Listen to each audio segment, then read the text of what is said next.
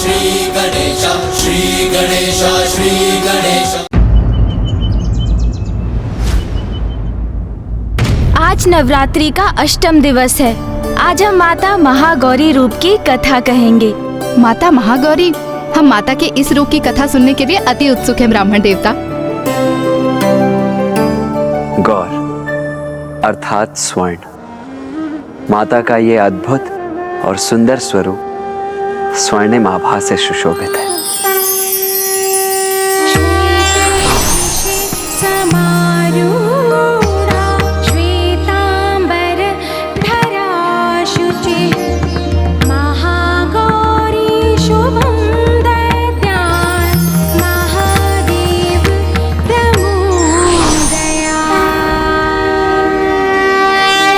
बात उस समय की है जब माता पार्वती गणेश जी को उत्पन्न कर मातृत्व का सुख प्राप्त कर चुकी थी।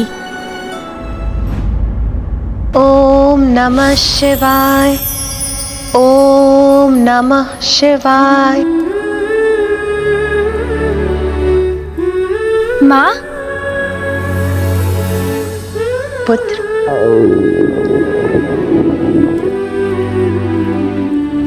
माँ मैं अपनी पूजा संपन्न कर चुका हूँ, किंतु मुझे बहुत भूख लगी है।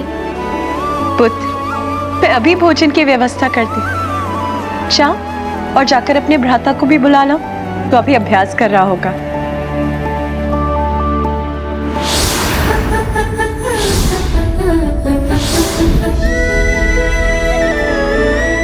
माता तो पूर्ण रूप से अपनी गृहस्थी की देखरेख में मग्न हो गई थी। महादेव के साथ अपने पुत्रों के सुख का ध्यान रखने के साथ कैलाश को सुव्यवस्थित रखने में मग्न थीं वो।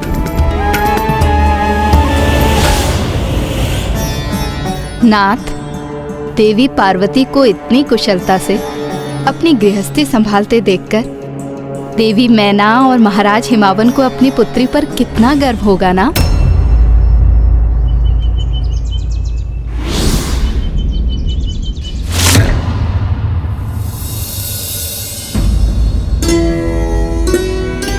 क्या हुआ नाथ? मेरे शब्दों का श्रवण कर आप इतने चिंतित क्यों हो गए? प्रिय देवी पार्वती, गृहिणी का कर्तव्य तो बड़ी कुशलता से निभा रही हैं, किंतु मुझे आशंका है कि वो इस साधारण दिनचर्या में कहीं इतनी तल्लीन तो नहीं हो गई हैं कि अपना वास्तविक परिचय ही भूल गई हैं। उन्हें इस बात का भी स्मरण नहीं कि वो वास्तव में कौन है। यह सत्य है कि वो एक पुत्री होने के साथ साथ एक पत्नी भी हैं और एक माता भी हैं, किंतु इससे भी पूर्व वो देवी आदिशक्ति हैं। देवी पार्वती को उनके वास्तविक अस्तित्व का स्मरण कराने का समय आ गया है। आप उन्हें ये स्मरण कराएंगे?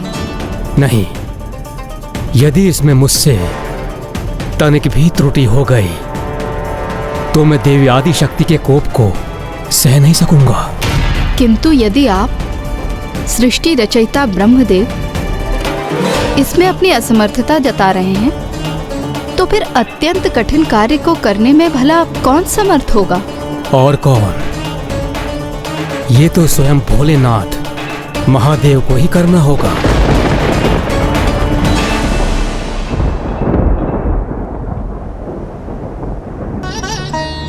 महादेव,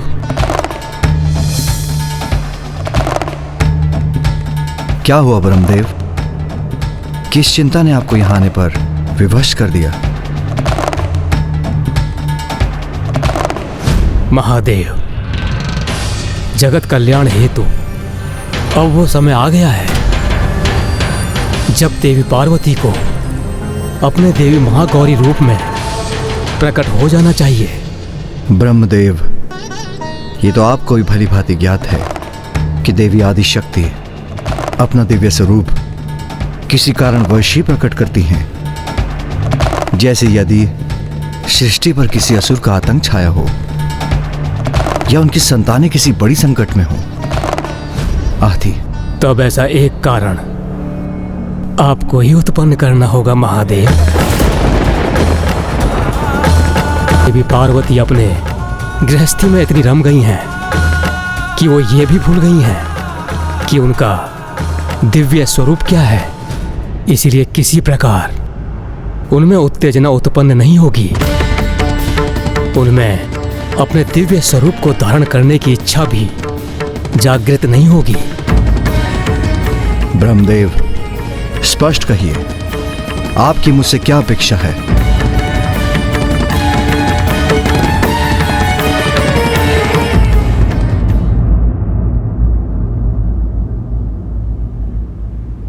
क्या हुआ माता? आप अचानक इतनी विचलित क्यों हो गईं? ब्राह्मण देवता इतनी कठोर तपस्या कर माता ने पति रूप में महादेव का सानिध्य प्राप्त किया और फिर संतान प्राप्ति के मार्ग में भी उन्होंने इतनी बाधाओं का सामना किया। और अब जब माता को कुमार कार्तिकेय और गणेश जी के रूप में संतान सुख की प्राप्ति हुई और उनका जीवन एक पूर्णता प्राप्त कर चुका था, तो उनके द्वारा एक गृहिणी के दायित्व को निभाने में अनुचित क्या था? माता, इसमें तो कुछ भी अनुचित नहीं है। वैसे भी एक गृहिणी का कर्तव्य तो अत्यंत कठिन होता है, किंतु सत्य तो ये भी है कि माता जगत जननी है, माता आदि शक्ति है और उनकी दया दृष्टि एवं स्नेह की आवश्यकता तो इस संपूर्ण संसार को है। समय समय पर दुष्ट शिक्षण एवं शिष्ट रक्षण हेतु माता को अपने दिव्य रूपों में प्रकट होना अनिवार्य होता है। सृष्टि को माता की आवश्यकता थी, क्योंकि साधकों को अनेक सिद्धियां प्राप्त करने में एकमात्र माता ही सक्षम थी और ये साधक इन सिद्धियों की शक्ति से ही संसार का कल्याण कर सकते थे। माता पार्वती द्वारा माता महागौरी रूप धारण करना स्त्री शक्ति की पूर्ण व्याख्या के लिए भी आवश्यक था, क्योंकि एक स्त्री के जीवन में विवाह का विशेष महत्व होते हुए भी उसका जीवन वहीं समाप्त नहीं हो जाता। विवाह के उपरांत भी एक स्त्री परिवार की देखरेख के साथ साथ सर्व समाज के उत्थान में अपना योगदान देने में समर्थ होती है। उचित कहा ब्राह्मण देवता। तो फिर ब्रह्मदेव ने माता को प्रेरित करने हेतु कैसा कारण उत्पन्न करने का सुझाव दिया?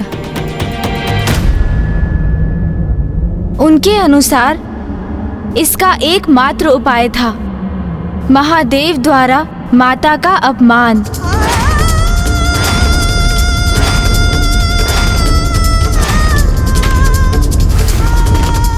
निंदा, निंदा।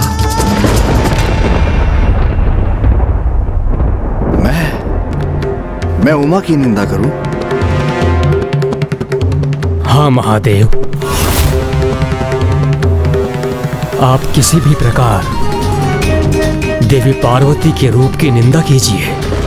ब्रह्मदेव, मेरी अर्धांगिनी है उमा, उसका रूप नहीं, उसका तो संपूर्ण प्रतिरूप दिव्यता का प्रतीक है, अति सुंदर है, उनकी शक्ति अनंत है, स्वयं प्रकृति है। और ये ज्ञात होते हुए भी आप मुझे कैसा सुझाव दे रहे हैं? मेरे कथन को अन्यथा ना ले महादेव।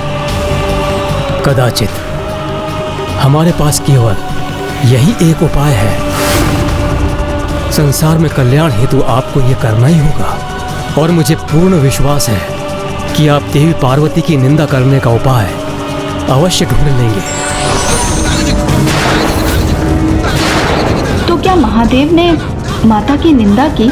उन्होंने इस परिस्थिति को कैसे संभाला ब्राह्मण देवता? माता पार्वती को स्वयं से विलग करने का महादेव के समक्ष यही एक सर्वोत्तम उपाय शेष था, जो उन्होंने अपने अनुसार उचित आशय से किया। किंतु अगले ही क्षण उनके कहे का कुछ ऐसा परिणाम निकलेगा उन्होंने सोचा भी नहीं था।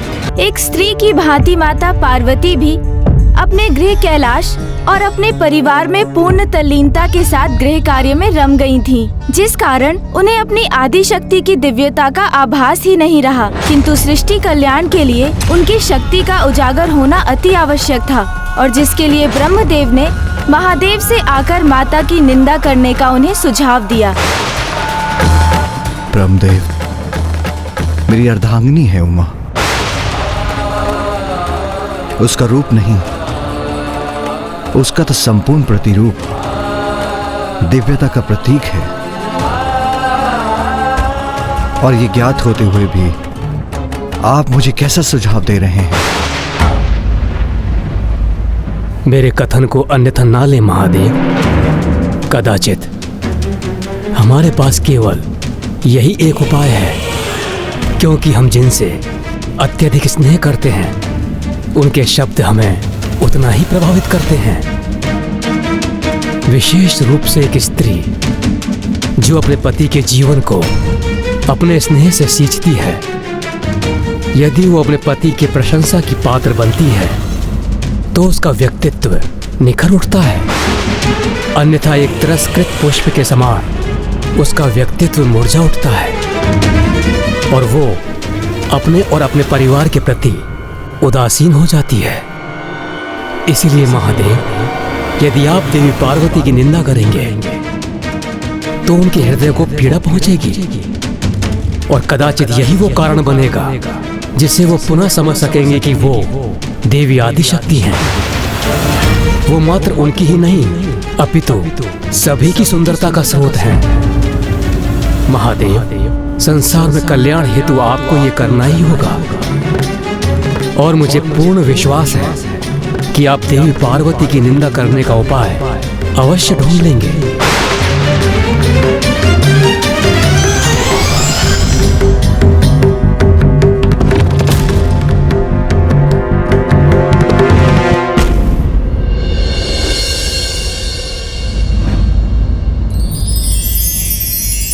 सूरज संजम के माथे पर कुमकुम का मंगल टीका, ऐसी शोभा देख के सृष्टि का लगता हर रंग फीका। केशों के जोड़े में सजा ले पार्वती स्वामी,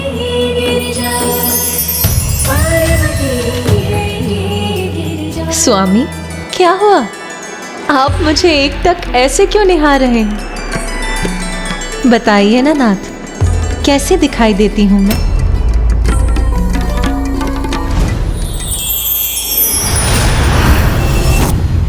लीजिए महादेव, स्वयं देवी पार्वती ने आपको अवसर प्रदान किया है, लाभ उठा लीजिए।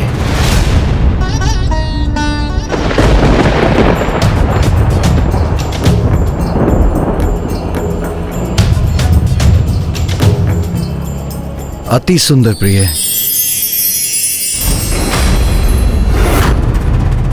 चलिए, मैंने अपनी प्रशंसा तो सुन ली, अब आप ये फल ग्रहण कीजिए। मैं चलती हूँ, मुझे कुछ और कार्य पूर्ण करने हैं।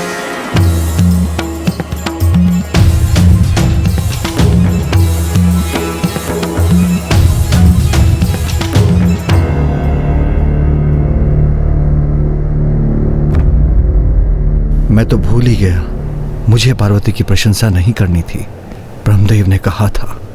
हमारे पास केवल यही एक उपाय है, आप किसी भी प्रकार देवी पार्वती के रूप की निंदा कीजिए। किंतु जिस पार्वती में मुझे पवित्रता और सौंदर्य ही दिखाई देते हैं, उसकी निंदा कर उसका अपमान कैसे करूं मैं? ब्रह्मदेव ने महादेव को एक बहुत बड़ी दुविधा में डाल दिया। बड़े से बड़े असुर का संहार तो महादेव बड़ी सहजता और सरलता से कर देते, किंतु माता का अपमान उनके लिए बहुत कठिन था।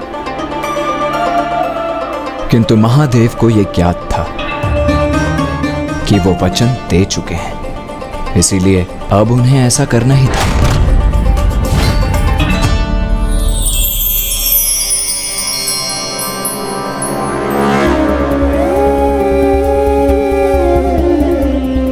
जिसके सौंदर्य में तनिक भी दोष न हो, उसके रूप की निंदा किस आधार पर करूं मैं? चंद्रमा के समान शीतलता प्रदान करने वाली जिसकी दिव्य आभा है, उसमें कोई दोष कैसे निकालूं मैं? चंद्रमा में तो एक दोष है भी, वो छाया, तो क्या पार्वती की दिव्यता में एक छाया का उल्लेख करूं मैं?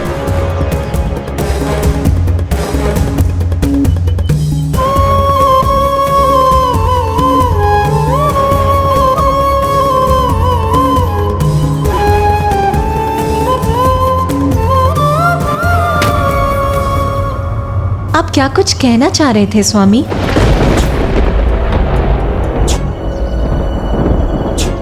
हाँ,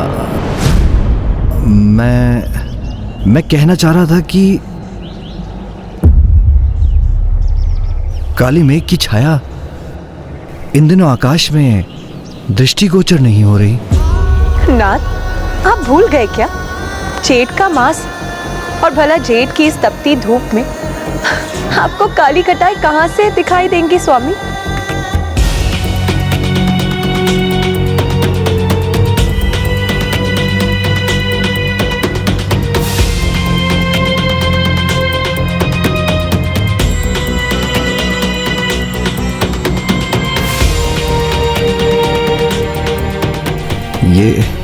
ये कार्य मुझसे नहीं हुआ।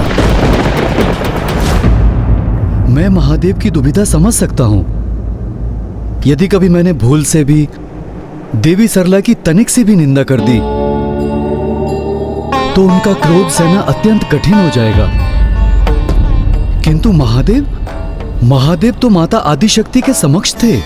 महादेव निरुपाय थे, किंतु तभी उनके मन में एक योजना ने जन्म लिया।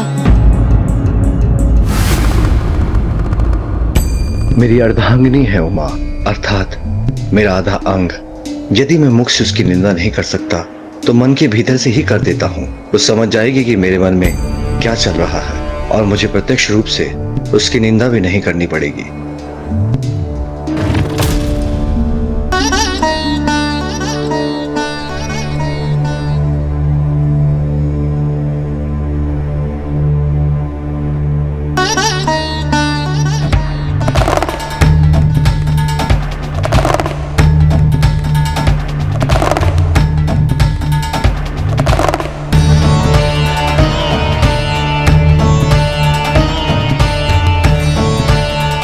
पार्वती, मुझे तुम्हारी दिव्यता में दोष दिखाई देने लगा है। अब तुम्हारा रूप दिव्य प्रतीत नहीं होता मुझे।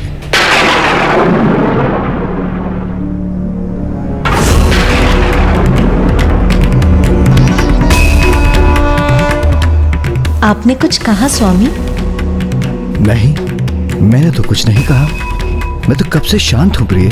अभी आपने मन में कुछ कहा, किंतु वो इतना मध्यम था कि मैं स्पष्ट कुछ सुन नहीं पाई। क्या कहा स्वामी?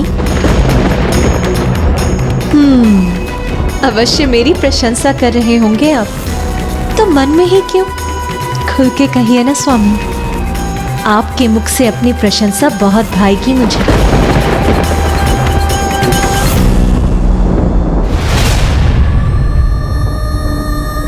नाथ, अपने पति के मुख से अपनी प्रशंसा सुनने के लिए लालायित देवी पार्वती को जब ये ज्ञात होगा कि महादेव मन ही मन उनकी निंदा कर रहे थे,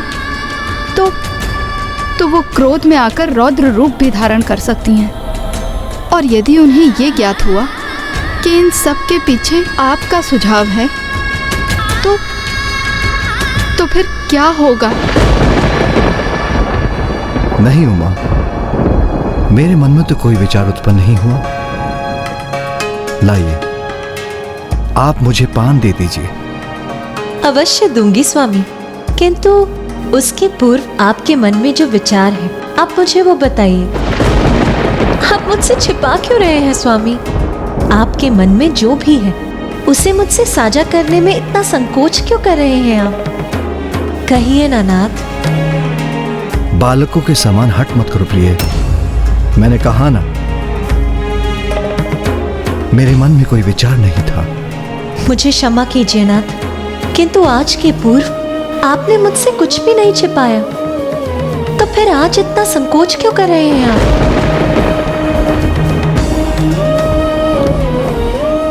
उमा, प्रिय। नाथ, यदि वास्तव में मैं आपकी प्रिय हूं, बताइए, क्या था आपके मन में?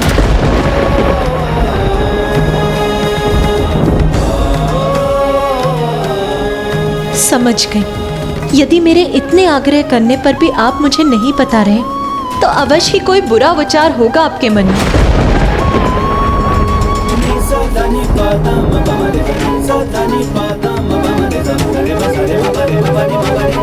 व्यक्ति की जिज्ञासा यदि एक बार जागृत हो जाए, फिर तो वो सत्य ज्ञात होने पर ही शांत होती है।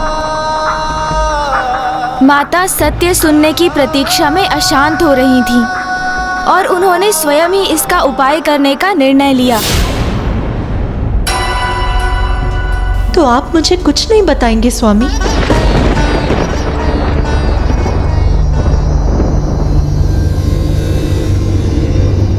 तो उचित है।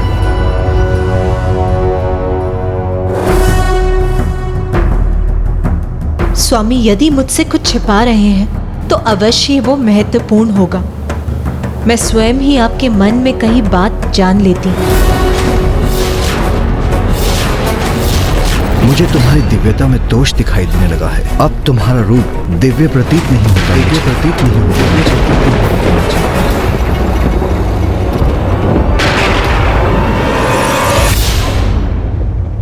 देवी आदिशक्ति तो त्रिकालदर्शी हैं।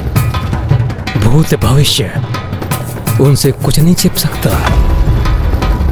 देवी पार्वती ने अपनी उसी शक्ति का प्रयोग कर महादेव के मन का विचार ज्ञात कर लिया। उमा, अब मैं आपको दिव्य प्रतीत नहीं होती स्वामी?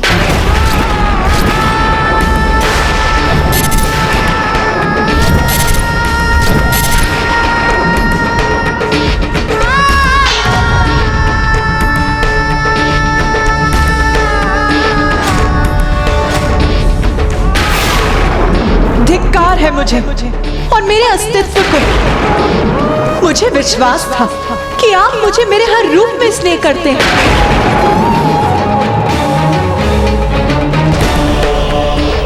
मैं तो अभी भी आपके प्रत्येक रूप को प्रेम करता हूँ।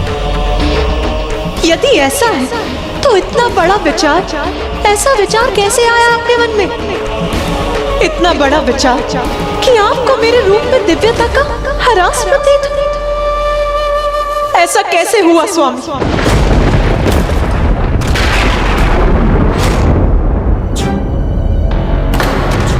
स्पर्श मत कीजिए मेरा स्वामी।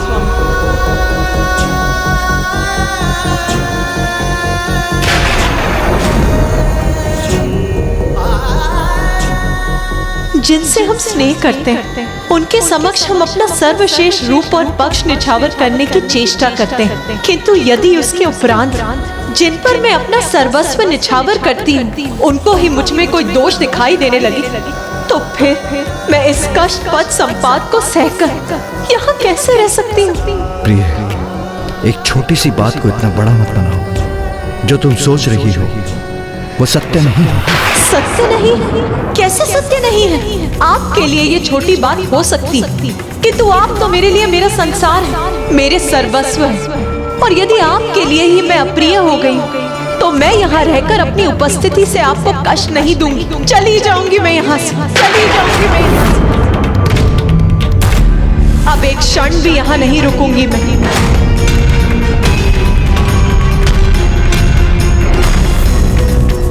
उमा, माता, माँ कहाँ चली गई पिताश्री? ये क्या हो गया पिताश्री?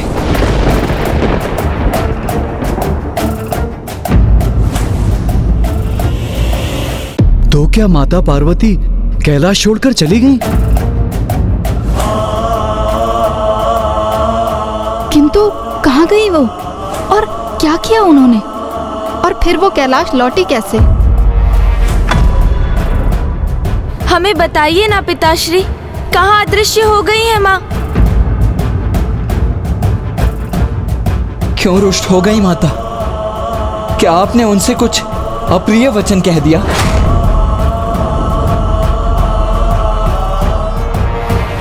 हाँ पुत्र, मैंने तुम्हारी माँ की निंदा की है। क्या?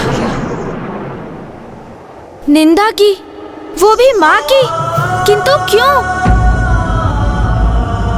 तुम्हारे इस प्रश्न का उत्तर तो ब्रह्मदेव ही दे सकते हैं।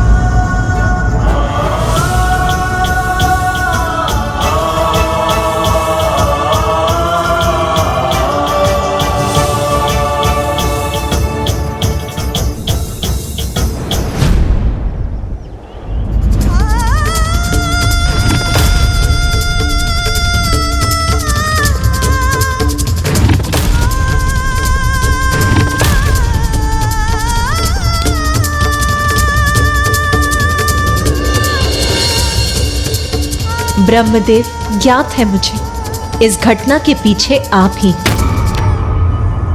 तो अब मैं भी आपको इसके लिए एक उचित उपहार दूंगी। अब आपकी ही तपस्या कर, आपको प्रसन्न कर, आप ही से वरदान प्राप्त कर मैं अपना एक अत्यंत दिव्य रूप प्रकट करूंगी। ओम ब्रह्मदेवाय नमः। ओम ब्रह्मदेवाय नमः। ओम ब्रह्मदेवाय नमः। ओम ब्रह्मदेवाय नमः। ओम ब्रह्मदेवाय नमः। ओम ब्रह्मदेवाय नमः।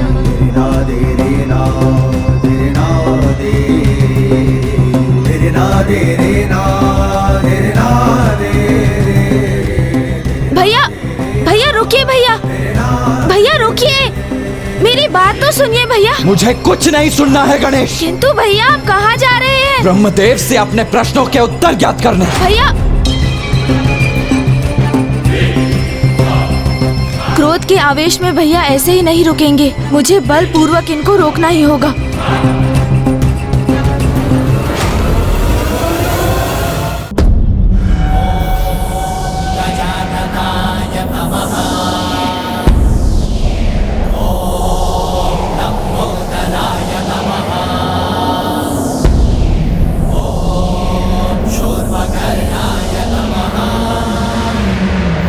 गणेश, रोको ये वायु प्रवाह।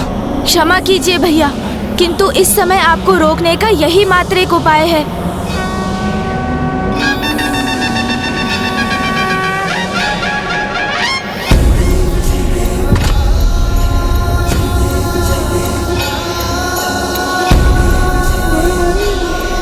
उचित है, फिर मैं ही रुक जाता हूँ। अब तो रोको। आप क्रोध के आवेश में पुनः तो नहीं आगे बढ़ेंगे ना भैया? अपने वचन पर स्थिर रहेंगे? हाँ गणेश, मैं स्थिर रहूंगा अपने वचन पर। उचित है फिर।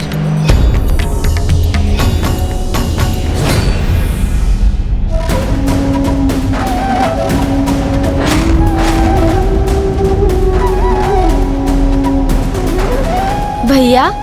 गणेश, मैं फूफा जी ब्रह्मदेव का अपमान नहीं करना चाहता हूँ।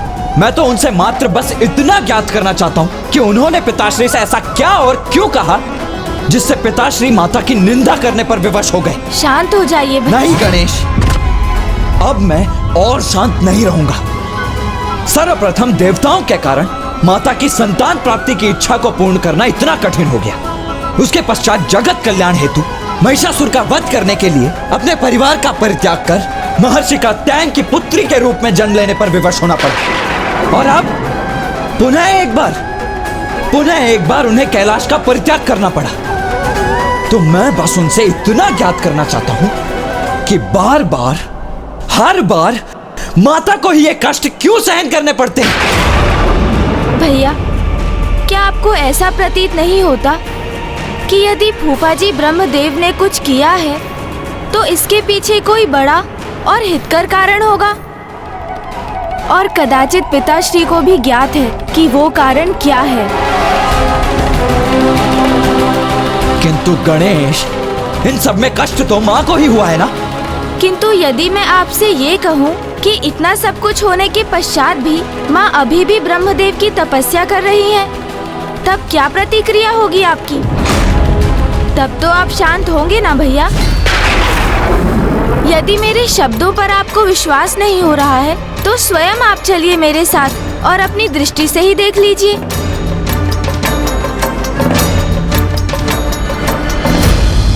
ओम ब्रह्मदेवाय नमः। ओम ब्रह्मदेवाय नमः। ओम ब्रह्मदेवाय नमः। सर्वे भवन्तु सुखिनः सर्वे सन्तु निरामया सर्वे भद्राणि पश्यन्तु मा कश्चित् दुःखभाग् भवेत्। ओम शान्तिः शान्तिः।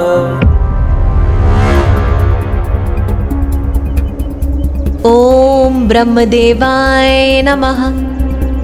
वो देखिए भैया,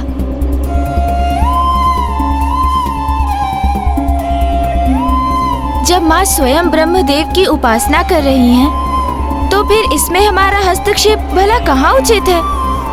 माँ तपस्या में लीन है तो इस अंतराल में हम क्या करें गणेश? कुछ नहीं। कभी कभी कुछ नहीं करना भी ना बहुत कुछ करने के समान होता है। ओम ब्रह्मदेवाय नमः। इस प्रकार गणेश जी ने कुमार कार्तिकेय को शांत किया और वापस ले आए। किंतु जिस सघन वन में माता ने अपनी तपस्या आरंभ की थी, वहीं एक बड़ा संकट प्रकट होने वाला था। सर्वे भवन्तु सुखिनः सर्वे सन्तु निरामया सर्वे भद्राणि पश्यन्तु मा कश्चित् दुःखभाग् भवेत्। ओम द्रौ शान्तिरन्तरिक्षं शान्तिः पृथ्वी शान्तिरापः शान्तिरोषधयः शान्तिः वनस्पतयः शान्तिर्विश्वे देवा। माता आदि शक्ति अपनी घोर तपस्या में लीन हो गईं। किंतु एक विकट समस्या थी। जिस सघन वन में माता ने अपनी तपस्या आरंभ की थी, वहीं एक बड़ा संकट प्रकट होने वाला था।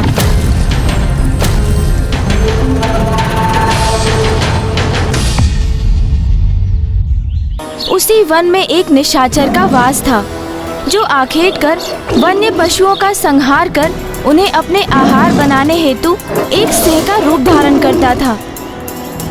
वो सिंह जो विशालकाय पशुओं से संघर्ष करने में समर्थ तो नहीं रहा था, किंतु वो अभी भी नन्हे पशु पक्षियों का आखेट करता था।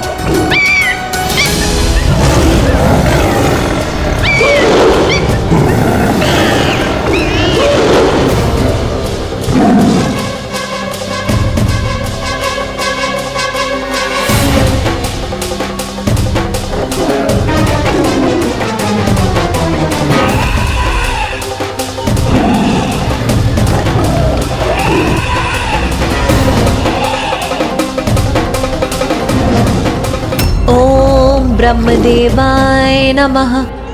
ओम ब्रह्मदेवाय नमः। ओम ब्रह्मदेवाय नमः। और फिर एक दिवस वो सिंह उसी स्थान पर पहुंच गया जहां माता पार्वती अपने तप में लीन थीं। उस सिंह की दृष्टि मां पर पड़ी तो उसे उनमें उत्तम आहार दिखाई दिया और उसने निर्णय ले लिया कि इस स्वर्णिम अवसर का वो पूर्ण लाभ उठाएगा। ओम ब्रह्मदेवाय नमः।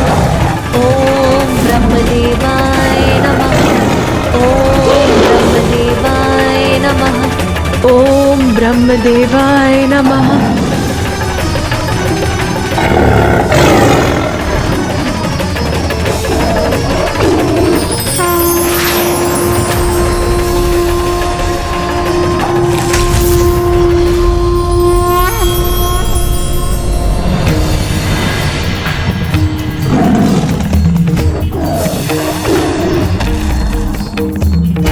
जैसे ही वो सिंह माता पर आक्रमण करने हेतु उछला, माता ने उसे स्तंभित कर दिया और वो सिंह माता पर दृष्टि साधे उनके समक्ष स्थिर था, इस आशा में कि वो माता की स्तंभन शक्ति से मुक्त होकर उन्हें अपना आहार बना सके। किंतु वो माता की शक्ति का कहाँ सामना कर सकता था, इसलिए वहीं उसी प्रकार उसे खड़े होने पर विवश होना पड़ा। किंतु अब धीरे धीरे माता की तपस्या उग्र होने लगी। ओम ब्रह्मदेवाय नमः। ओम ब्रह्मदेवाय नमः। ओम ब्रह्मदेवाय नमः। ओम ब्रह्मदेवाय नमः। ओम ब्रह्मदेवाय नमः। ओम ब्रह्मदेवाय।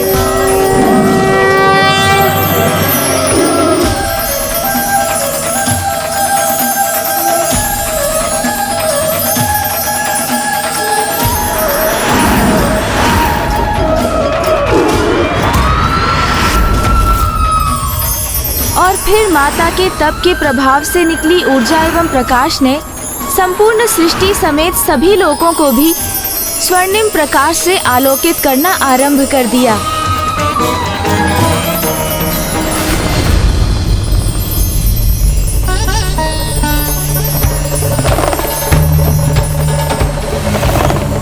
और फिर माता की उसी अलौकिक ऊर्जा शक्ति का प्रभाव उस सिंह पर भी पड़ा।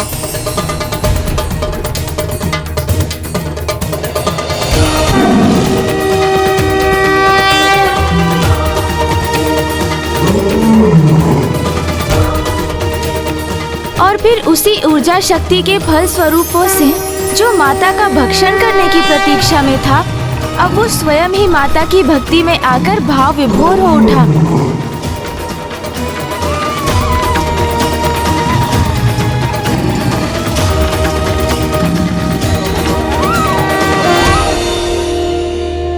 ओम ब्रह्मदेवाय नमः। ओम ब्रह्मदेवाय नमः। माता पार्वती को ये आभास हो गया कि वो सिंह उनके प्रति भक्ति भाव धारण कर मन ही मन में उनकी उपासना कर रहा है, और माता ने उसे अपनी कृपा दृष्टि से देखा। इतना विशाल हृदय था माता का। अपनी पूर्ण दिव्यता प्राप्त कर अपने दिव्य स्वरूप को प्रकट करने हेतु तपस्या में लीन थी वो, किंतु फिर भी उस सिंह की भक्ति से प्रभावित होकर उन्होंने उस पर दया की, उसे अपना शरणागत बनाकर उसके स्वभाव को ही परिवर्तित कर दिया। माता ने उसे शरण देकर ये प्रमाणित कर दिया कि भयंकर से भयंकर जीव भी अपनी पूर्ण भक्ति भाव से अपने हिंसक प्रवृत्ति को त्याग कर सरल एवं कोमल स्वभाव धारण कर सकते हैं।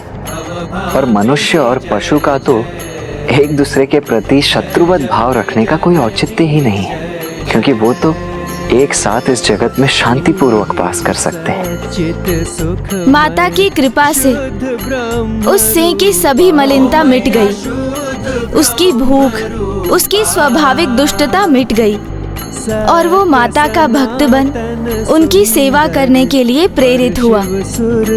और उनके तप में कोई बाधा ना डाल सके, इसलिए वो वहीं स्थित रहकर उनकी सुरक्षा को सुनिश्चित करने लगा।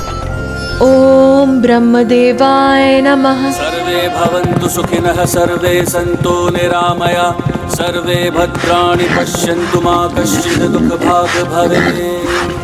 ओम शान्तिरन्तरिक्षं शान्तिः, पृथिवी शान्तिरापः शान्तिरोषधयः शान्ति, वनस्पतयः शान्तिर्विश्वे देवा। ओम शान्तिः शान्तिः। और इस प्रकार मां निर्बाध अपने तप में लीन रही।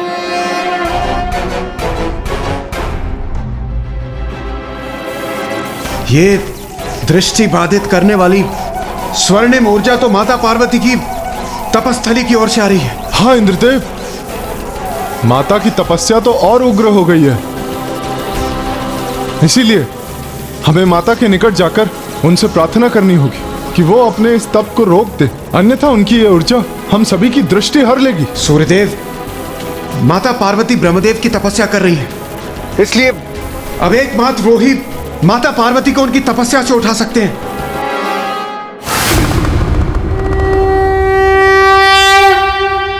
भैया, प्रतीत होता है कि माँ की परीक्षा अपने चरम पर पहुंच गई है।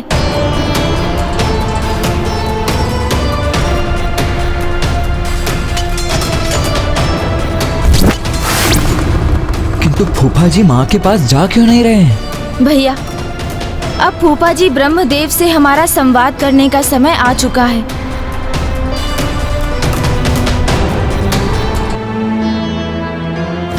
ओम ब्रह्मदेवाय नमः।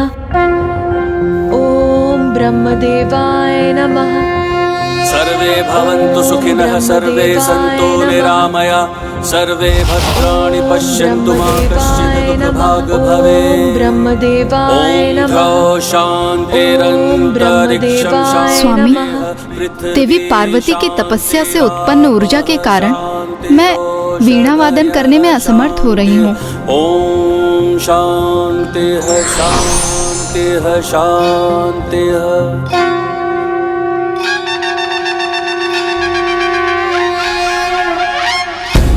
फूफा जी, आप माँ को दर्शन क्यों नहीं दे रहे हैं?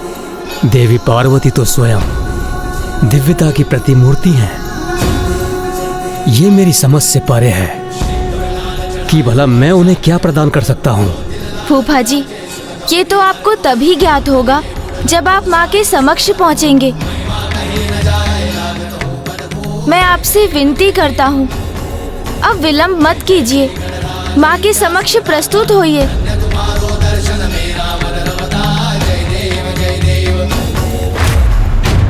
ओम ब्रह्मदेवाय नमः। ओम ब्रह्मदेवाय नमः।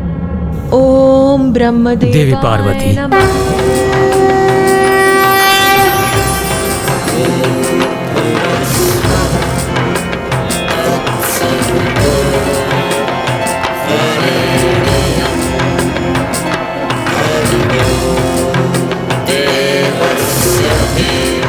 प्रणाम ब्रह्मदेव।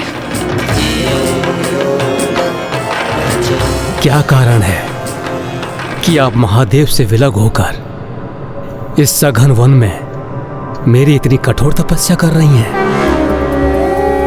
आप जगत जननी हैं। तपस्या के संपूर्ण फलों की सिद्धि तो आपके ही अधीन है। समस्त लोकों के स्वामी परमेश्वर को अपने पति रूप में प्राप्त कर अपनी तपस्या का संपूर्ण फल तो आपने पूर्व में ही प्राप्त कर लिया है। आपकी जो भी इच्छा है वो तो मात्र आपके द्वारा उसका विचार करने से ही पूर्ण हो जाती है। इसलिए आपके इस तप में आपकी कोई लीला ही छिपी हुई है। तो मुझे बताइए देवी पार्वती, इस तपस्या के पीछे क्या मनोरथ है आपका?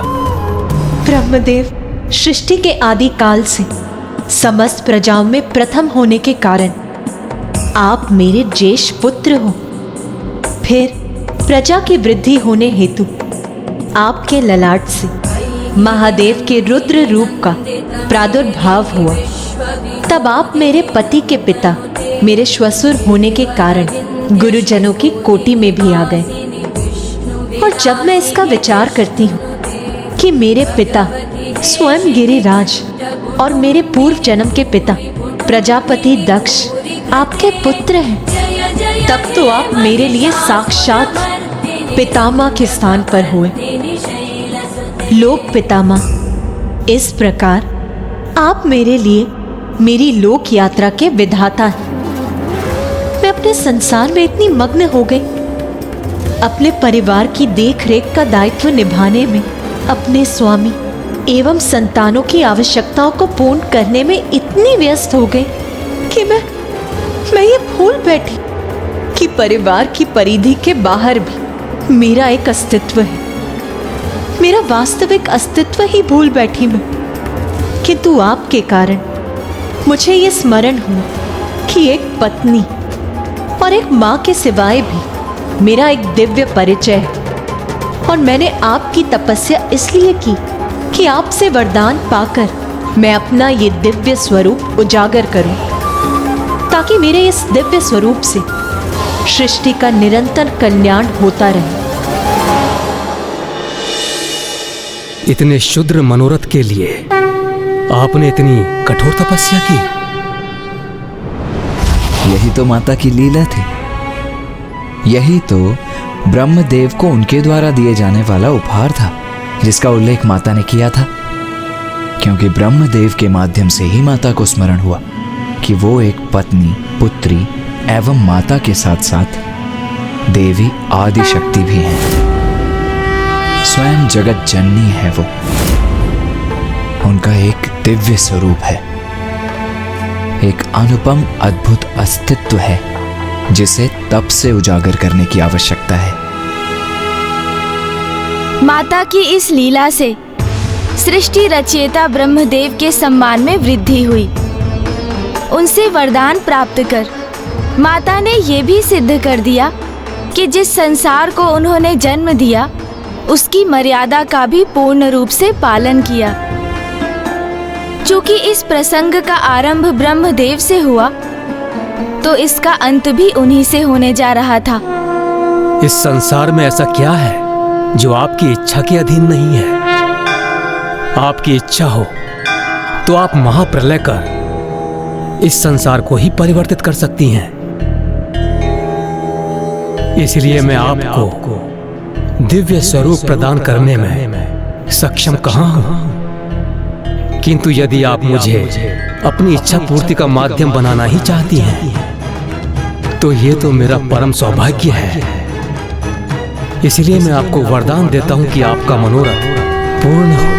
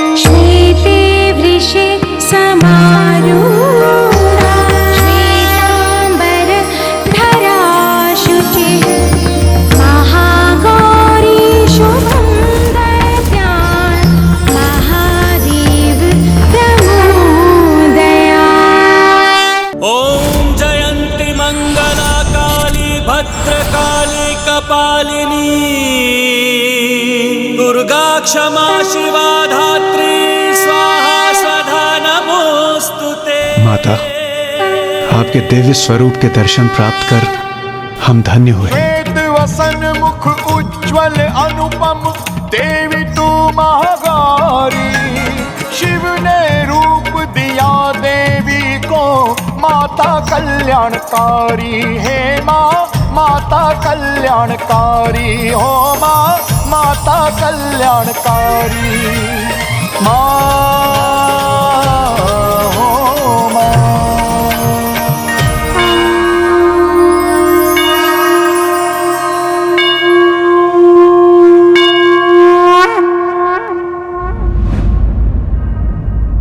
भैया, प्रतीत होता है कि माँ ने अपनी तपस्या पूर्ण कर ली है, अर्थात वो शीघ्र कैलाश लौटेंगी। हाँ गणेश, माता के लौटने पर उनके स्वागत की तैयारियां करनी चाहिए हमें।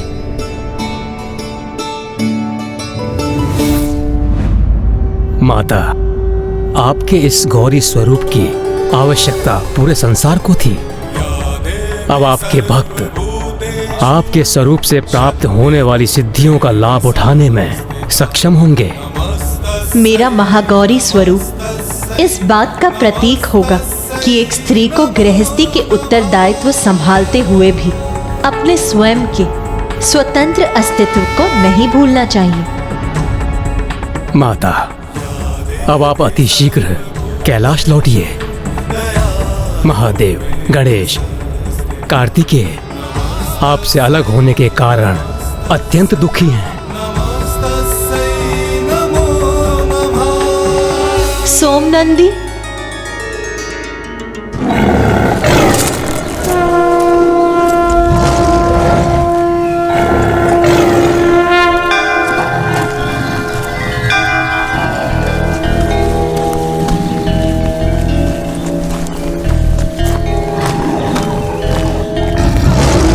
मेरे तप के मध्य तुमने मेरी काफी सेवा की है, अतः तुम भी मेरे साथ कैलाश चलोगे।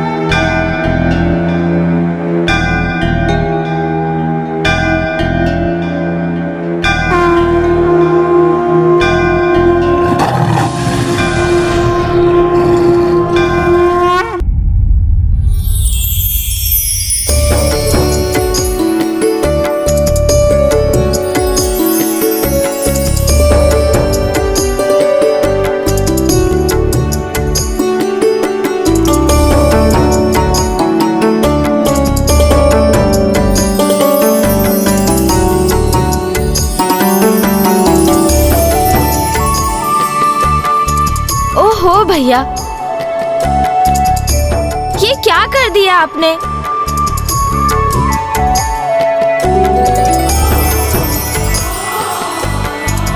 ध्यान से भैया, मेरी इतनी सुंदर रंगोली को ढककर उसकी शोभा को क्षीण मत कीजिए। गणेश, तुम्हारी रंगोली सुंदर अवश्य है, किंतु इन लाल पुष्प पंखुड़ियों से अधिक नहीं, जो मैं माँ के लिए बिछा रहा हूँ। अच्छा, ये बात है।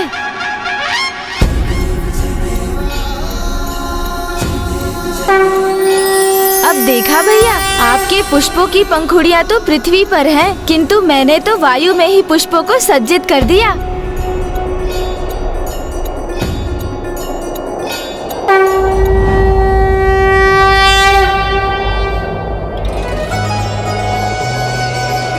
रुकिए सोमनंदी जी,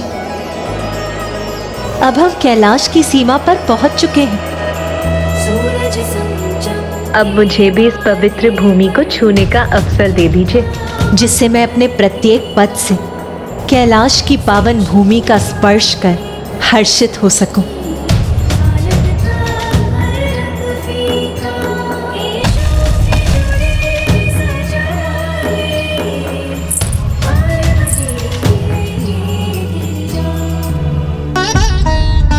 पार्वती,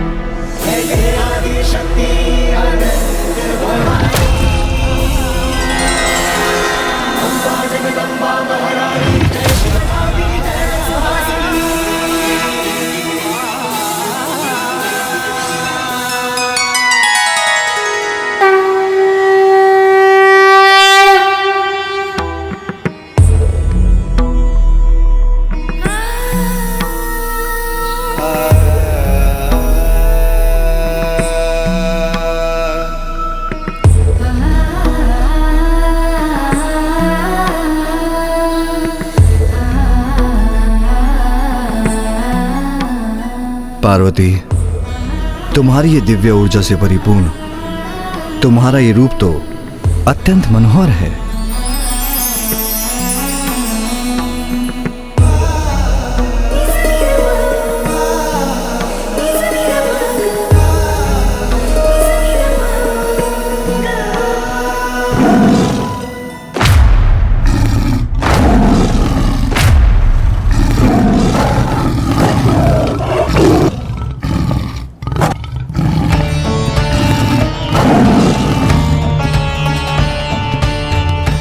रुक जाओ पार्वती, तुम कैलाश में प्रवेश नहीं कर सकती।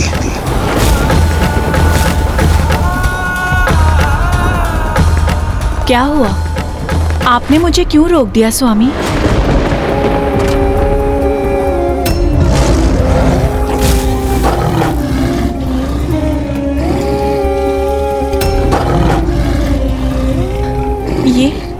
ये तो मेरा सिंह, मेरा भक्त सोमनंदी है, इसीलिए अब से ये मेरी सेवा में कैलाश में ही रहेगा। किंतु यह संभव है पार्वती। क्यों असंभव है स्वामी? क्योंकि यह कैलाश के नियमों का उल्लंघन होगा जो मैंने स्वयं स्थापित किए हैं।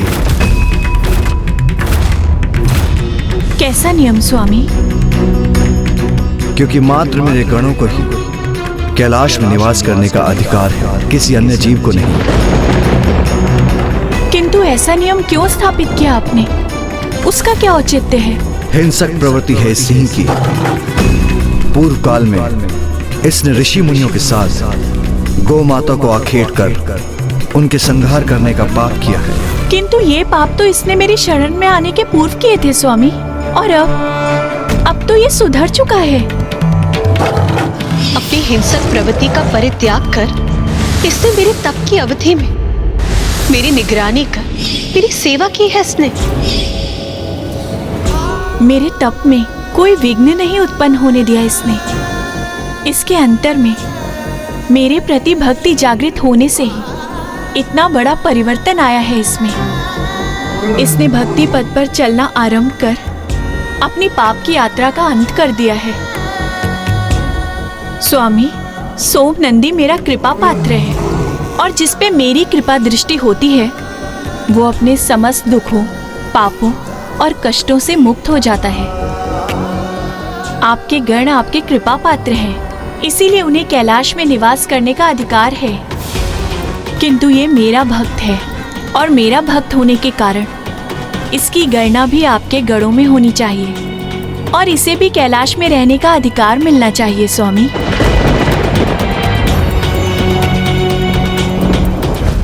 किंतु माता, कैलाश में तो पिताश्री के प्रमुख गण नंदी जी भी निवास करते हैं ना। और ये तो सर्व ज्ञात है ना माता कि सिंह और वृषभ अपनी चिर शत्रुता के कारण एक साथ कदापि नहीं रह सकते। पुत्र, कैलाश जैसे पावन स्थान पर शत्रुता का भाव कहाँ रह सकता है? कैलाश जैसे स्थान पर सभी जीवों को समान सम्मान प्राप्त होता है, जहाँ कोई भी जीव किसी भी अन्य जीव का आक्षेप नहीं करते, जहाँ के वासी अहंकार से परे हैं, द्वेष, ईर्ष्या, शत्रुता जहाँ स्वतः ही मिट जाती है, जहाँ विचार एवं कर्म में किसी भी प्रकार की नकारात्मकता का कोई भी स्थान नहीं होता। पुत्र, मैं उचित कह रही हूँ ना स्वामी?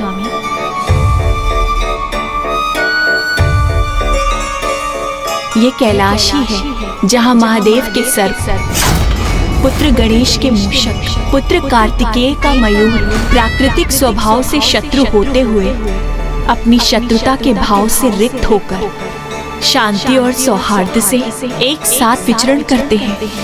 उसी प्रकार नंदी और सोम नंदी भी एक साथ यहाँ निवास करेंगे। आपने सर्वथा सत्य कहा प्रिय। जहाँ शत्रु बैर फूलकर मित्रता अपना ले, वही तो कैलाश है। मैं आपके सिंह सोम नंदी को अपने गणों में स्थान देकर अपने कैलाश में निवास करने की अनुमति प्रदान करता हूँ।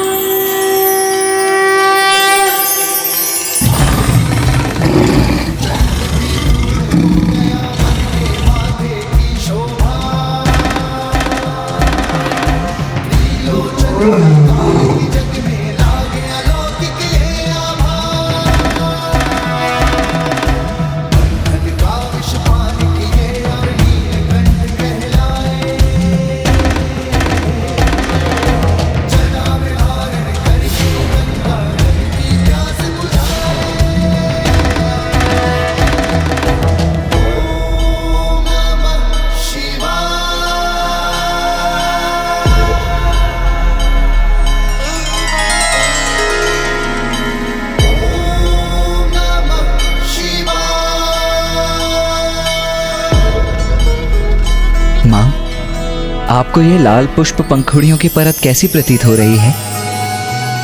मैंने स्वयं आपके स्वागत में इन्हें बिछाया है। ये तो अति सुंदर है पुत्र। और माँ, ये रंगोली मैंने बनाई है, कैसी है? ये भी अति सुंदर है। नाथ, मेरे दोनों पुत्रों ने इतने उत्साह से मेरे स्वागत की व्यवस्था की है, किंतु आपने मेरे स्वागत के लिए क्या किया है नाथ? पार्वती, पुष्प तो नहीं, किंतु मेरे नेत्र, मेरे प्राण, मेरी प्रत्येक श्वास सभी आपकी प्रतीक्षा में कब से बिछे हैं।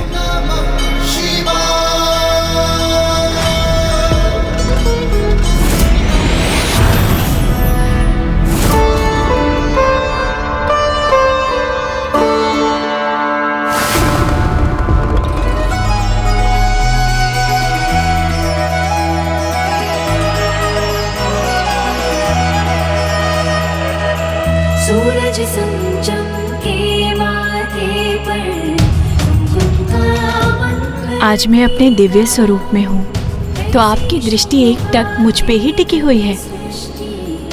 इसके पूर्व तो आपको मेरी दिव्यता में दोष दिखाई दे रहा था ना नाथ?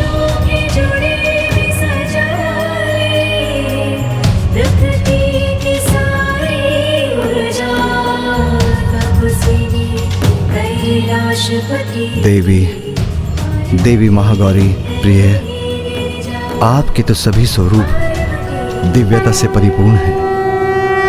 उनमें कोई दोष कहाँ, और मुझे आपके प्रत्येक रूप से अपार स्नेह है। मैं आपकी निंदा करने की तो कल्पना भी नहीं कर सकता, किंतु आपको अपना वास्तविक परिचय स्मरण हो, आपका ये दिव्य स्वरूप सृष्टि के हित में संसार के समक्ष उजागर हो। आपका ये दिव्य रूप अपनी दिव्यता से सृष्टि का उद्धार करे। ये लीला तो इसलिए हुई है। स्वामी ये किस लीला का उल्लेख कर रहे हैं? अर्थात मेरे इस रूप को धारण करने का कोई और उद्देश्य भी है? इस प्रकार माता पार्वती ने माता महागौरी रूप धारण किया और उन्हें अपना वाहन सोमनंदी भी प्राप्त हुआ। माता का महागौरी स्वरूप स्त्री के जीवन में उसके द्वारा उसके दिव्य अर्थात वास्तविक स्वरूप, उसका सहज स्वतंत्र स्वभाव, उसके आंतरिक गुण और क्षमताओं को उजागर करने का प्रतीक है। किंतु माता पार्वती द्वारा माता महागौरी रूप धारण करने का अभिप्राय दिव्यता एवं सौंदर्य प्राप्त करने से कहीं अधिक था। माता महागौरी को तो एक बहुत बड़ा कार्य संपन्न करना था। अब वो कार्य क्या था ब्राह्मण देवता? उन्हें देवताओं के अहंकार को भंग करना था। ये तब की घटना है जब देवताओं ने अत्यंत शक्तिशाली कल्मेश असुरों को पराजित किया था। देवराज इंद्र की, देवराज इंद्र की, देवराज इंद्र की, देवराज इंद्र की, देवराज इंद्र की, देवराज इंद्र की, देवराज इंद्र की, देवराज इंद्र की, देवराज इंद्र की, देवराज इंद्र की।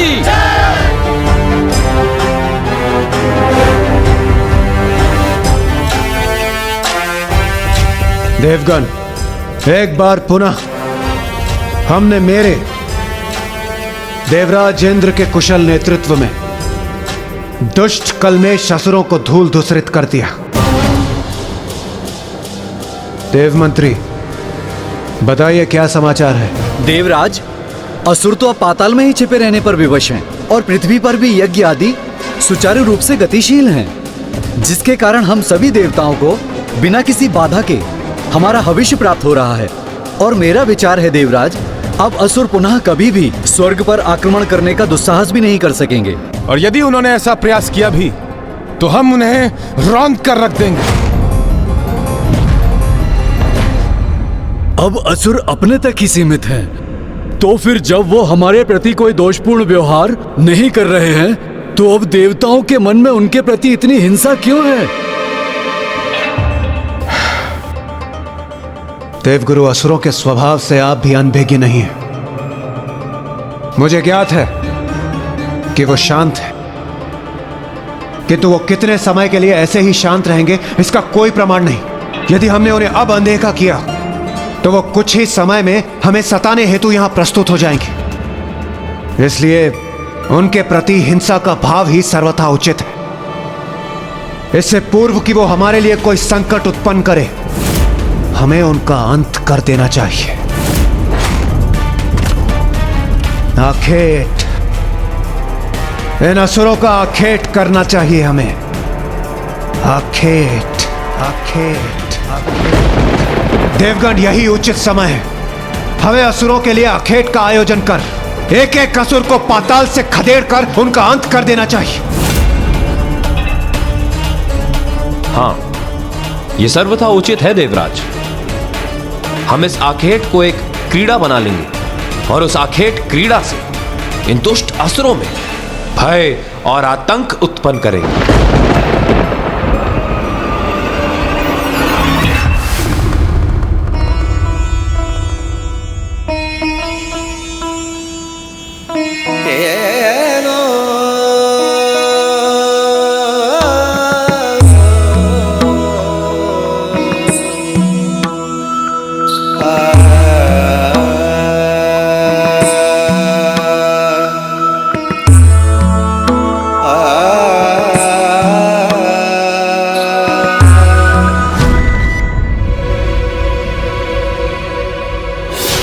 वरुण देव सर्वथा उचित कह रहे हैं देवराज।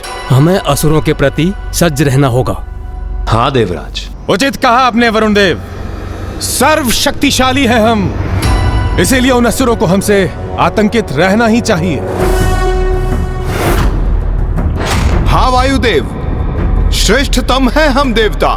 हमारी योग्यता तथा बल के कारण ही तो संसार में जितने भी धन, संपत्ति तथा अनमोल वस्तुएं हैं, उनके सुरक्षा का दायित्व हम पर है। समूचे ब्रह्मांड में सर्वश्रेष्ठ है हम देवता, इसीलिए स्वर्गलोक का अधिकार प्राप्त हुआ है हमें। अपराजित है हम देवता, कोई हमारा स्पर्श करने का साहस भी नहीं कर सकता, क्योंकि त्रिदेव हमारे सहायक हैं। माता आदि शक्ति हमारे साथ है, तो हमें कोई भला कैसे पराजित कर सकता है। हमें असुरों के लिए अखेट का आयोजन कर एक एक असुर को पाताल से खदेड़ कर उनका अंत कर देना चाहिए। इसलिए उन असुरों को हमसे समूचे ब्रह्मांड में सर्वश्रेष्ठ है हम देवता, श्रेष्ठतम है हम देवता। असुरों को पराजित कर देवताओं में अहंकार का समावेश हो गया था। उन्हें अपने सर्वशक्तिशाली होने पर घमंड जो हो गया था, और सभी के भीतर सदा उपस्थित रहने वाली शक्ति स्वरूपा माता को देवताओं के इस अहंकार का आभास हो गया था। नहीं, ये उचित नहीं। देवताओं का उनकी शक्तियों पर अहंकार सर्वथा उचित नहीं, क्योंकि व्यक्ति का दंभ सदा उसके पतन का कारण बनता है। मुझे देवताओं को सुपथ पर लाना ही होगा, अन्यथा उनका ये अहंकार उनकी दुर्बलता का कारण बन जाएगा और वो पुनः असुरों से पराजित होकर स्वर्ग को खो बैठेंगे और संसार धर्म संकट में पड़ जाएगा।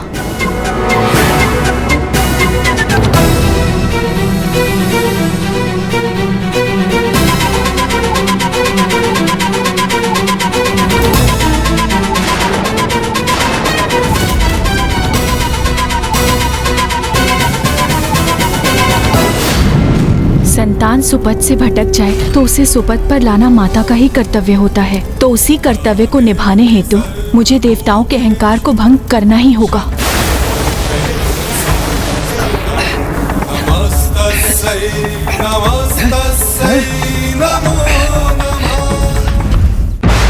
क्या हो रहा है ये? कैसा प्रकाश है ये?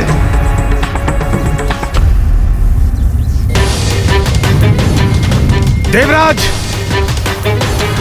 ये कोई मायावी शक्ति पुंज प्रतीत हो रहा है। अभी तो हमने इन असुरों को पराजित किया था और अभी उन्होंने इस शक्ति पुंज को भेज दिया हम पर आक्रमण करने हेतु। देखा देवगुरु, कितने कपटी हैं ये असुर। दया के योग्य तो ये कदापि नहीं।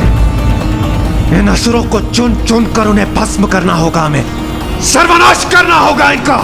इंद्रदेव, इससे पूर्व कि यह हमारे लिए संकट बने, हमें जांच कर ज्ञात करना चाहिए किसकी माया है इस शक्ति पुंज के पीछे। हाँ, वायुदेव, आप इस शक्ति पुंज के निकट जाइए, जाकर देखिए इसके विषय में और क्या ज्ञात कर सकते हैं आप। उचित है देवराज।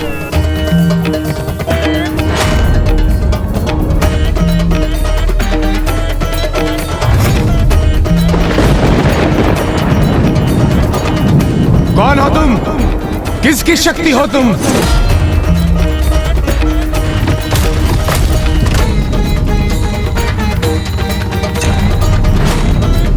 मेरा प्रश्न नहीं सुना तुमने? किसकी शक्ति हो? सर्वप्रथम आप बताइए, कौन है आप? अच्छा, स्वर्ग में आकर तुम मेरा परिचय पूछने का दुस्साहस कर रही हो। वायुदेव हूं मैं, वायुदेव। इस समस्त संसार का प्राण हूं मैं। इस संसार में मुझसे अधिक बलवान कोई भी नहीं। बड़े से बड़े नगर को पल भर में उजाड़ सकता हूं मैं,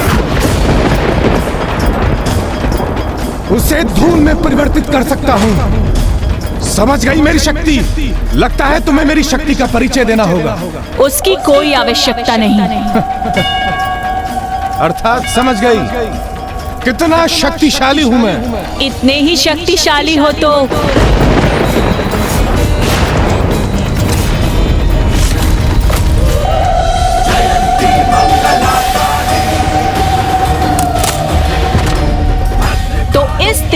को इसके स्थान से उड़ाकर दिखाओ। मुझसे परिहास कर रही हो तुम? नहीं, ये परिहास नहीं, अपनी शक्ति प्रमाणित करो। मेरा परिचय सुना ना तुमने? ज्ञात है ना कौन हूं मैं? ये तुच्छ तिनका मेरे समक्ष कुछ भी नहीं। प्रतीत होता है बस बातों के धनी हो तुम। इतनी बड़ी बड़ी बातें जो कर रहे हो और एक तिनके को उसके स्थान से हिला नहीं सकते। मुझे चुनौती दे रही हो तुम? उचित है, इस तिनके के साथ साथ तुम्हें भी उड़ा कर रख दूंगा मैं।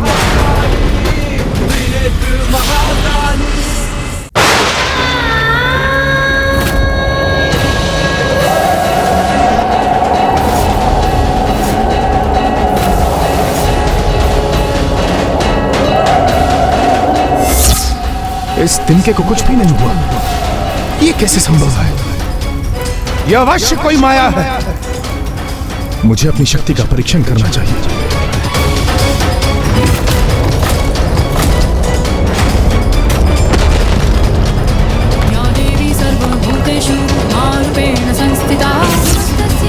मेरी शक्ति तो अपने स्थान पर स्थिर है, वो तो तनिक भी क्षीण नहीं पड़ी। मैंने उस पर्वत को ध्वंस करने के लिए नहीं कहा था आपसे, मैंने तो बस इस तिनके को हिलाने के लिए कहा था।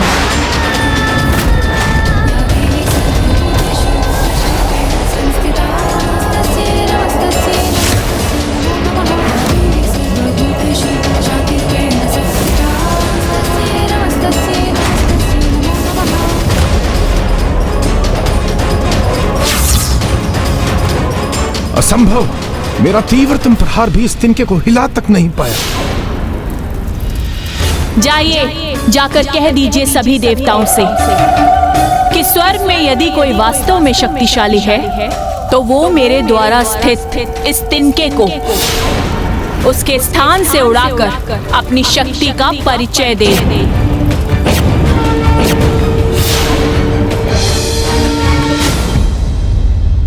ये वायुदेव को लौटने में इतना समय क्यों लग रहा है? देवराज! वायुदेव, वायुदेव बताइए क्या उपाय किया आपने? बताइए क्या ज्ञात किया आपने? ये दृष्टि बाधित करने वाला प्रकाश उत्पन्न क्यों हो रहा है? देवराज, वो कोई असाधारण सी शक्ति है। ऐसा प्रतीत पड़ता था मानो उस अग्नि के भीतर कोई अत्यंत ही शक्तिशाली मायावी स्त्री स्थित हो, और आप उस मायावी स्त्री को पराजित करने में अक्षम रहे।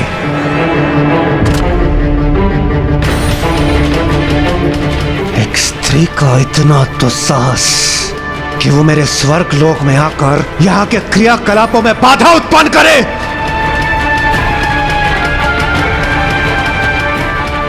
इसका उचित पाठ मैं उसे अवश्य सिखाऊंगा। वो शक्ति जो भी हो, समस्त देवताओं को प्रत्यक्ष चुनौती दी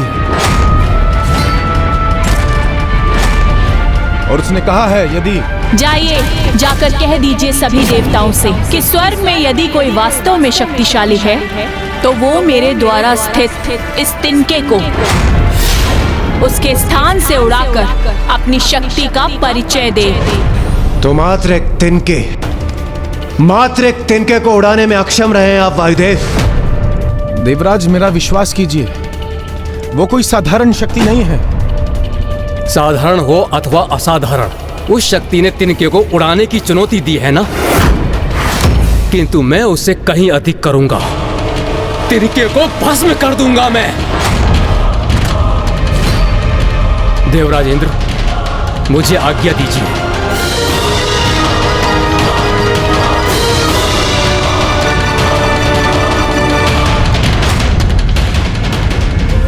आइए देवगणों, कदाचित यही उचित समय होगा आप सबके भीतर समा चुके बल के अभिमान और दंभ को चूर करने का।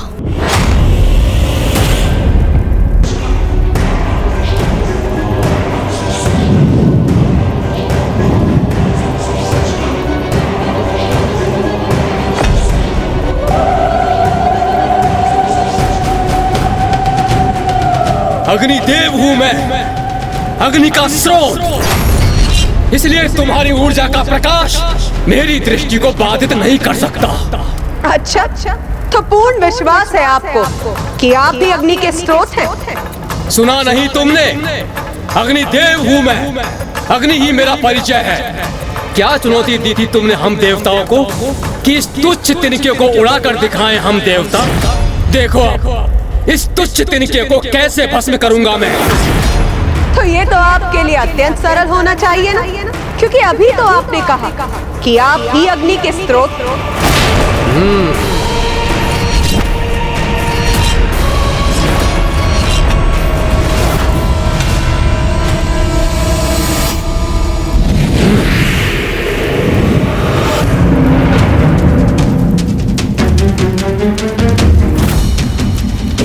इस तिनके को भस्म करने के उपरांत तुम्हारी अग्नि रूपी ऊर्जा को सोख कर स्वयं के भीतर समाहित करूंगा मैं।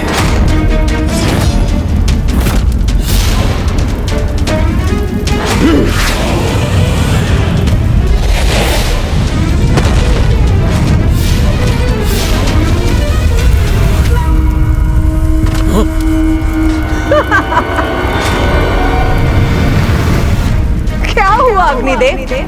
वो तिनका भस्म हो गया?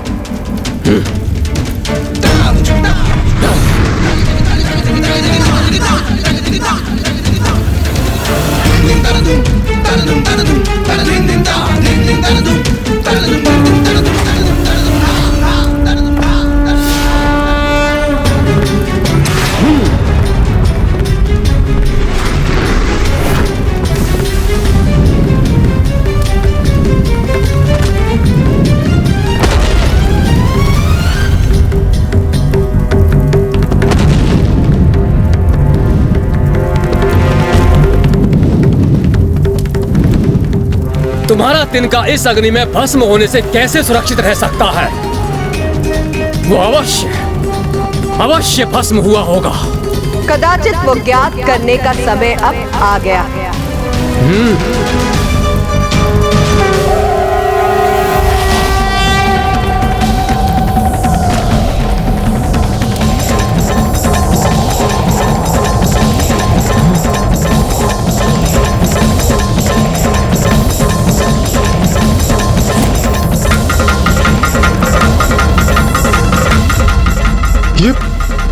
ये शक्ति तो स्वयं अग्निदेव को अपने भीतर समाहित कर रही है, किंतु ये कैसे संभव है? ये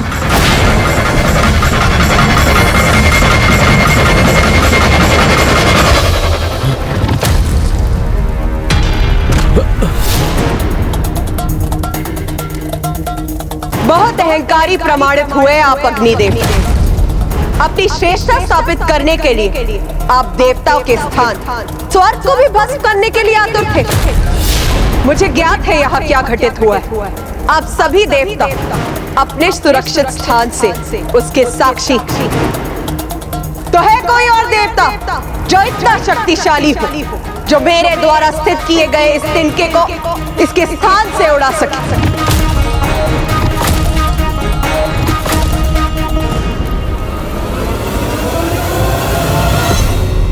इसका इतना दुस्साहस इस मायावी स्त्री का जो यह हम देवताओं को चुनौती दे रही है, इसका अभी इसी क्षण प्रत्युत्तर देना होगा। देवराज इंद्र माता की दिव्यता स्वीकार करने के स्थान पर उन्हें एक आसुरी शक्ति ही मानते रहे। अहंकार का अंधकार सत्य का परिचय कहां होने देता है भला। देवताओं के अहंकार ने उनकी दृष्टि और बुद्धि दोनों को ही भ्रमित कर दिया था महाराज। वो ये देखने और समझने में असमर्थ थे कि उनके समक्ष कोई मायावी शक्ति नहीं, अपितु स्वयं माता महागौरी अपने तेजोमय रूप में थी। फिर क्या हुआ ब्राह्मण देवता? फिर अपने दंभ और क्रोध का प्रदर्शन करते हुए इंद्रदेव के साथ समस्त देवता माता से संघर्ष करने के लिए तत्पर हो गए।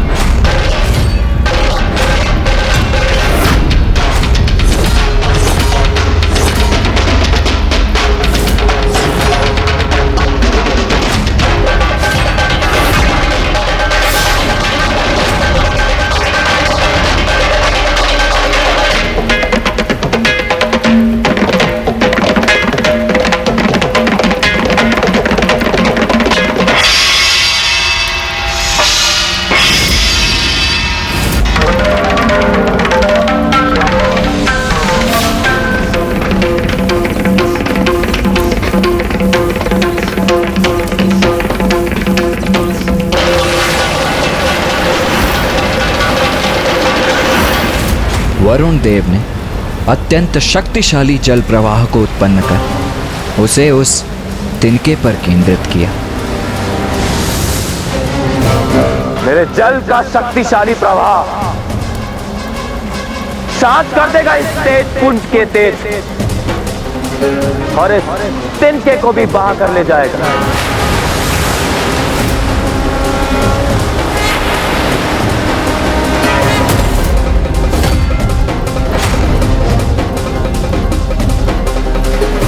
किंतु माता के तेज पुंज का स्पर्श करते ही वरुण देव द्वारा उत्पन्न जल वाष्प में परिवर्तित होकर वायु में समाहित हो गया।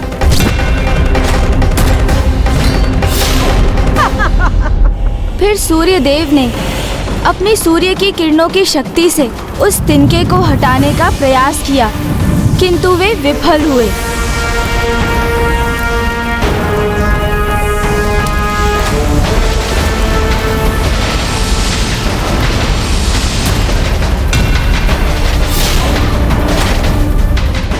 जिसके उपरांत कुबेर देव जी ने भी अपनी गदा का प्रयोग किया।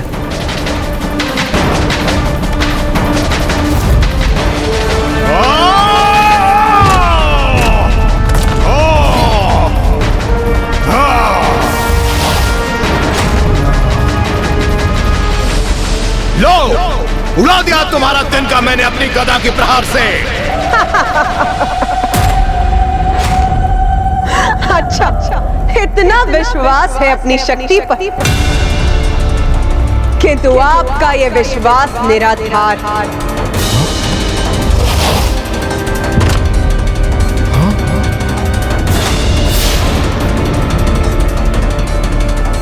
कोई आसुरी शक्ति नहीं, ये अवश्य कोई दिव्य शक्ति है।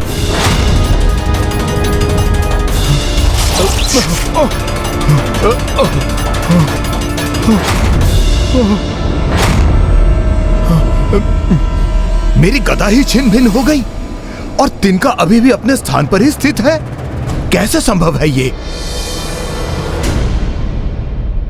एक एक करके सभी देवता पराजित हो रहे थे और इस घटनाक्रम के प्रत्यक्षदर्शी देवराज इंद्र के क्रोध में निरंतर वृद्धि हो रही थी। और जब सब देवता असफल हो गए तो स्वयं देवराज इंद्र ने प्रयास करने का निर्णय लिया। बस इतना ही तपोबल है आप देवताओं का। आप सभी अपनी संपूर्ण शक्ति का प्रयोग करके भी इस तिनके को इसके स्थान से नहीं उड़ा सकी। मायाविनी, मेरी शक्ति के समक्ष तुम्हारा तिनका तो क्या, स्वयं तुम भी नहीं टिक पाओगी।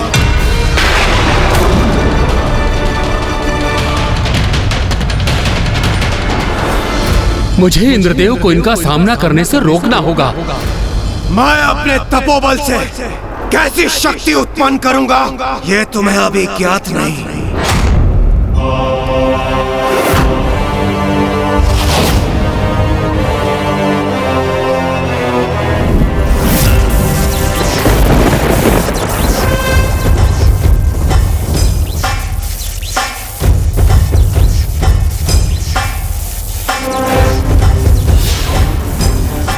देवराज इंद्र हूं मैं और मैं अपनी वज्र शक्ति से तुम्हारे इस तिनके को भस्म कर दूंगा।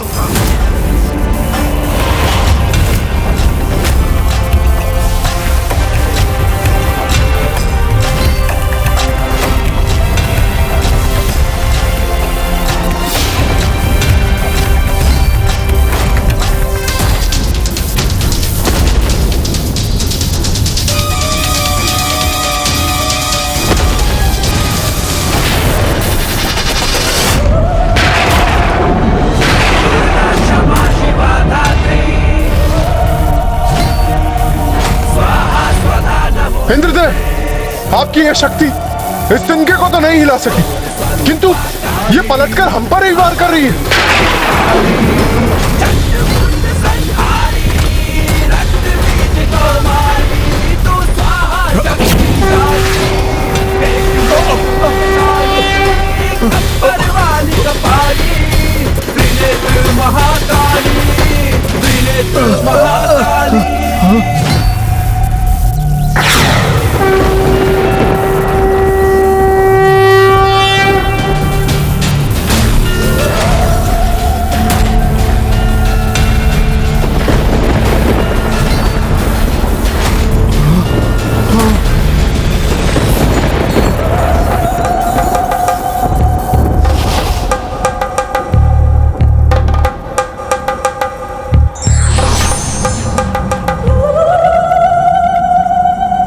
आपने मेरी वज्र की शक्ति को बांध लिया, उसकी दिशा को परिवर्तित कर उसे मेघों में समाहित कर हमारी रक्षा की है आपने। आप कोई शत्रु शक्ति नहीं हो सकती। तो फिर कौन है आप? कृपया अपना परिचय दीजिए। आप सबके भीतर जो शक्ति उपस्थित है वही हूं मैं।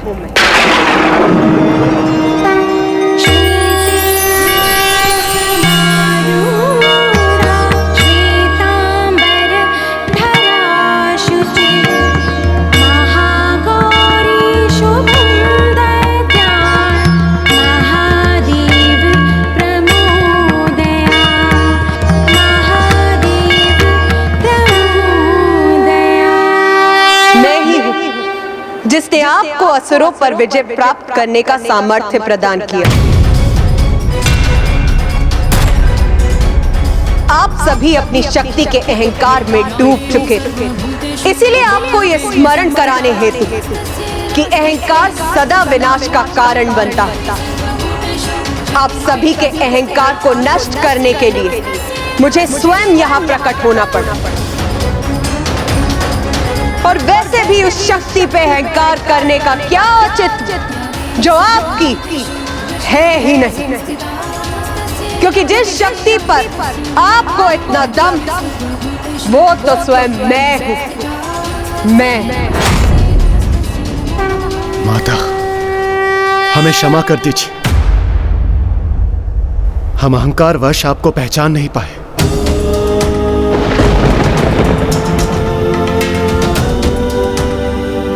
माता, हमसे बहुत बड़ी भूल हो गई, हमें क्षमा कर दीजिए माता।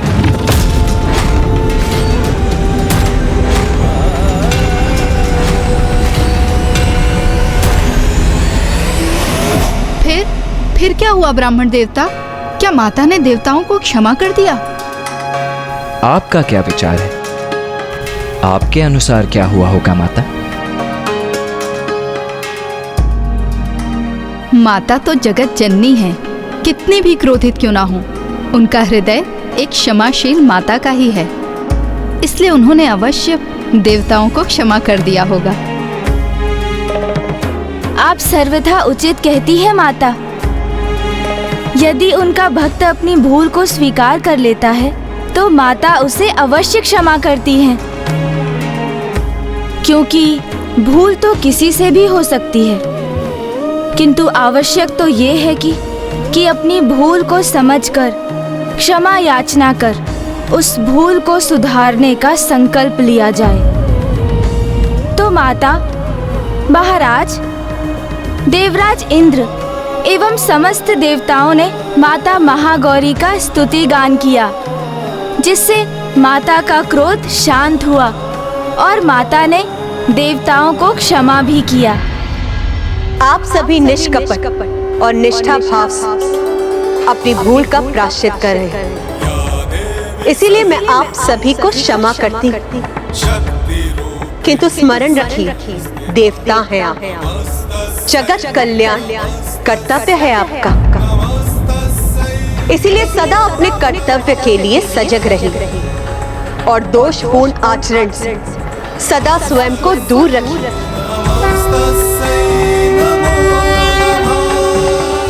माता की शक्ति तो अमोघ है और पूर्ण निष्ठा और भक्ति से उनकी उपासना करने वाले भक्त के सभी कलुष धुल जाते हैं, पूर्व काल में किए गए पाप मिट जाते हैं और भविष्य में दुख, संताप, पाप, रोग ऐसे भक्त के निकट भी नहीं आते हैं और माता के ऐसे निष्ठावान भक्तों को सकारात्मक शक्तियां भी प्राप्त होती हैं। अब हम माता महागौरी की आरती करेंगे।